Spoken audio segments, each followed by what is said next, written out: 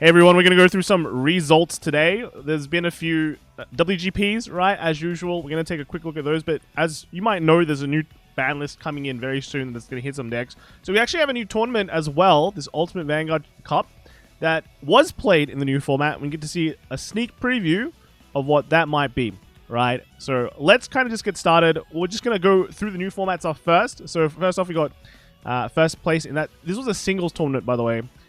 It was won by Kyrie, right? It was won by Kyrie. So kind of interesting, right? Kyrie's been popping up a few times here and there, right? Nothing too definitive, but out of all the lyrical decks, I think this is the one that's been just doing very, very well. Second place was Black. So unfortunately, we don't have that, but you know, better Wellstra. That's just how it is.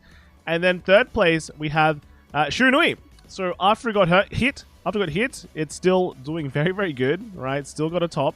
And fourth place was also a Shiranui. Yeah, so like, I don't know. Anyway, we'll have a deeper dive into these lists. So Kyrie, maybe we can zoom this in a bit. Yeah, so Kyrie here, like, pretty much what you'd expect. I don't think these Kyrie lists have changed much at all. But now they're able to pop on some more of these 30k shields. Normally they haven't been doing that. But now they have. We've seen people running like 2, 3 of these. So very nice. You run the normal Kyrie core, then a lot of the generics are good. And because like this is like lyrical privilege, it has these great orders that they can use, but it also has this great on-hit searcher that it can run. So run the aura that can search the good orders, and your life is good, right? Your life is good. But yeah, strong generics overall, 5 attack deck, hits decent numbers. Also triple drive. You'll notice that every single thing that topped in this Ultimate Cup is triple drive. And your deck, I feel like your deck has to be extremely good if you don't have, like, at least triple drive or it's, like, extra draws on top of your twin drives, which is what Shoujo Doji is, right? Surprise, surprise. But yeah, Black as well, another triple drive engine, but just Wellstra without the shenanigans. Just run Wellstra multi-attack. You get an extra attack as well. You get to run the Astrum stuff as well.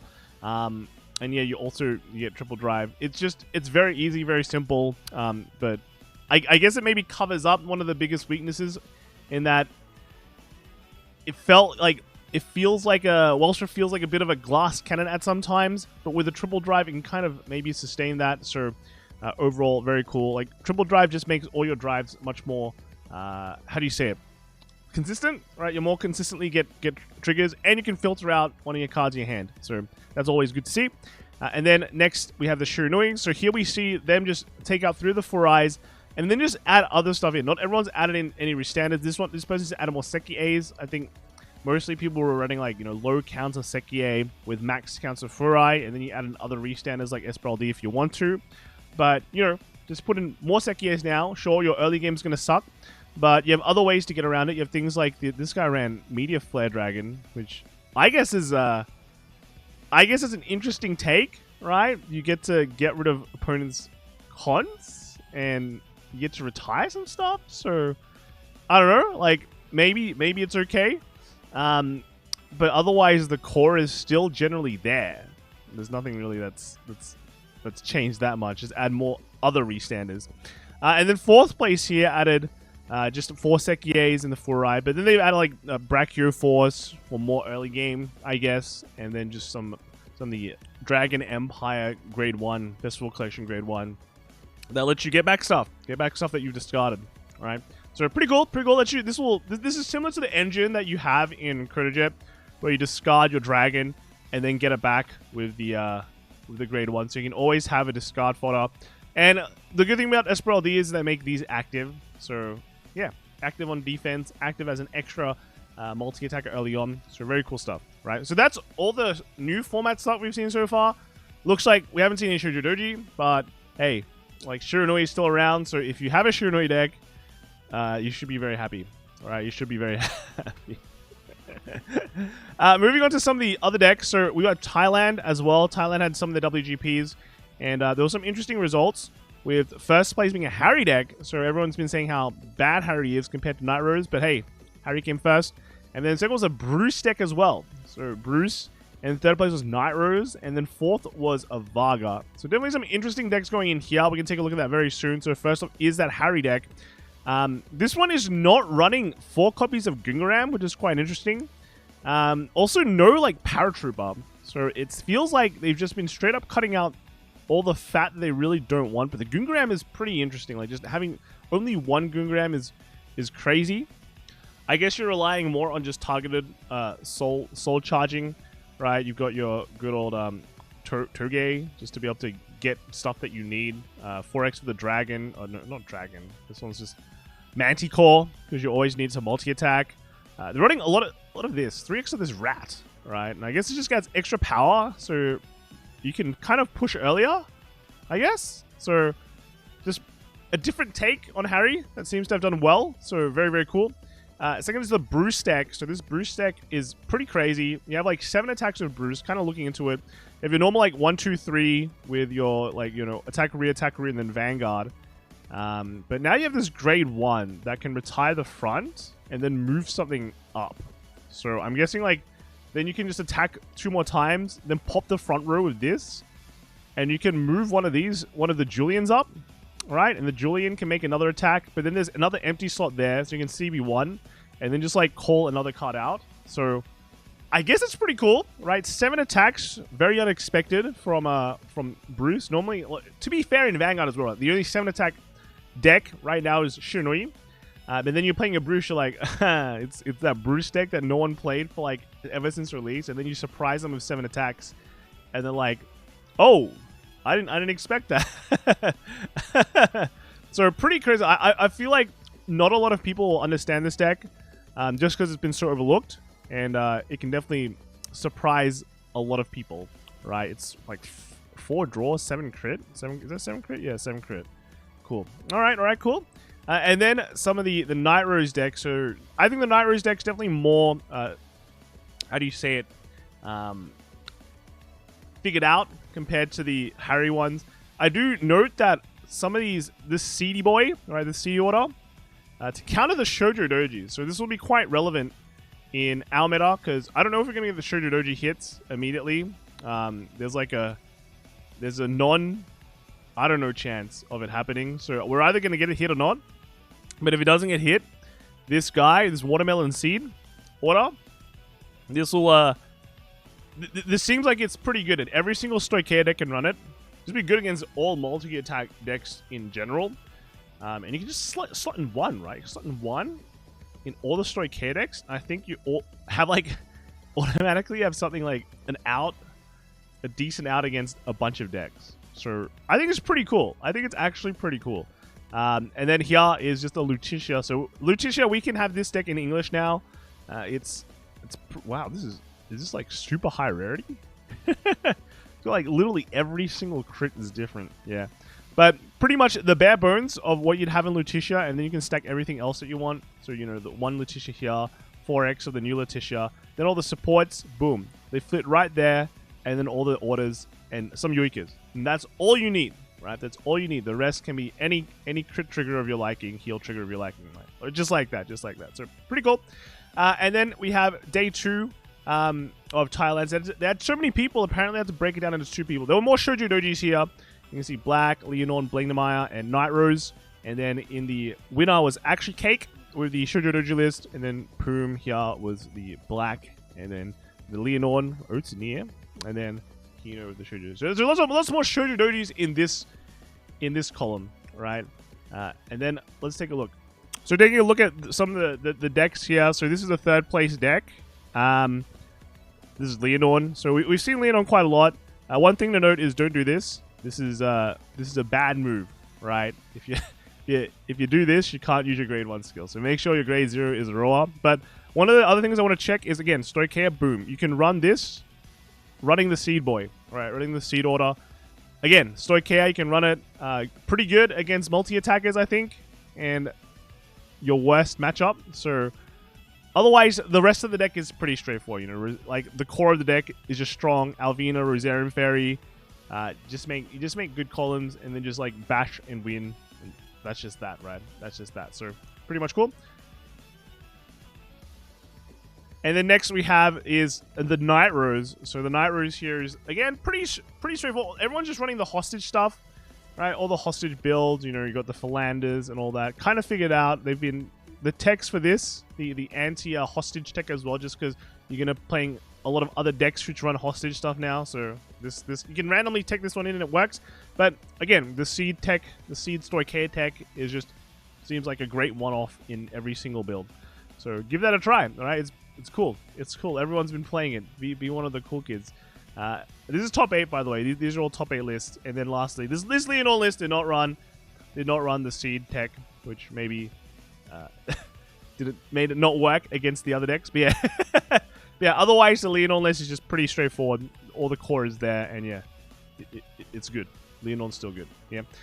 Moving on, we do have just I think this is Kyoto. Sorry, Kyoto. Because Kyoto's been playing in the previous format. I think the ban list comes into effect today. Is it like October 1st? So this week onwards, all the major tournaments in Japan should be running with the new ban list. So some of these things would be pretty not worth it, right? For example, first place Shiranui. It's gonna be a different deck, right? But this doesn't mean there's still like some interesting decks. Like for example, Michu coming first. So we're gonna kind of go through it. All the list is here. I'm not really gonna go through it all of it that much this time, just because again the formats are going to be very different, but still some interesting lists. So first off is the Michu list. Why is this interesting? Well, we can build this in English as well, right? And I think the Michu lists are overall pretty straightforward, right? They're nothing too special. People run maybe less knock-nose, so like 3 and 4 knock-nose are pretty normal, and then it's just kind of like the order text that might have different numbers, but the rest of it is just you always want 4x of this, 4x of this, 4x of this, bam. Plug it in, and then just kind of change up here the numbers, yeah? So, but Michu came first in the pre-ban list, so post-ban list, it should be better, right? And then next is the Night Rose. So again, Night Rose, is this hostage? No, this is not actually a hostage build, right? This is not actually a hostage build. Just running the large golds, actually running dual nation stuff with, I guess, just a bunch of generics and Alvina, and that just kind of works out. No seed boy. But some Ghost Chasers, which is kind of like the OG tech that people have been jumping on at the beginning, but maybe we're going to be moving on to other stuff next. And then lastly, the Harry. So this Harry, again, very different to the one that we saw in Thailand. This one is running 4x of the Gungaram, but then they're running one Paratrooper, which I think the numbers for it have been cut down a lot.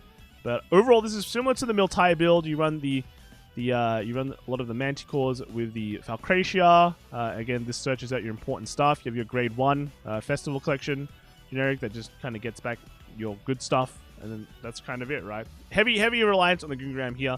So just that kind of build. And then we have another Kyoto. So this is Block B. So there was Block A and Block B again. We're going to just kind of look through the most interesting list. Again, VG Paradox has all the information. But again, because it's just a previous format, we'll just jump through some of the easier decks or the cooler decks that we can look at. First one is this Luard list. So what has Luard been doing? This came first place, by the way. I'm actually taking a look at all the first place lists for this place because they have interesting stuff. So this one is actually just not really much changed, right, from what a Luard list was before. People jumped off Hostage Luard because obviously there's time issues, and also it's like maybe there's just more straightforward lists that are better. So just 4x of the undercover searcher that lets you search a PGs, and then just the rest is like the Scotties, Maples that just kind of work out. And just play normal Luard, right? Normal Strider game. Get power, get multi-attacks. It is what it is. And then you just have some buffer with the defense. But this also gets some power, right? I remember this gets like... Yeah, so this card does get some power, right? Can get 10k. So you can kind of rush early. Even if you run up to 3, you just bash them and then just kind of transition to Stride multi-attack. And it still works out. Very cool, all right?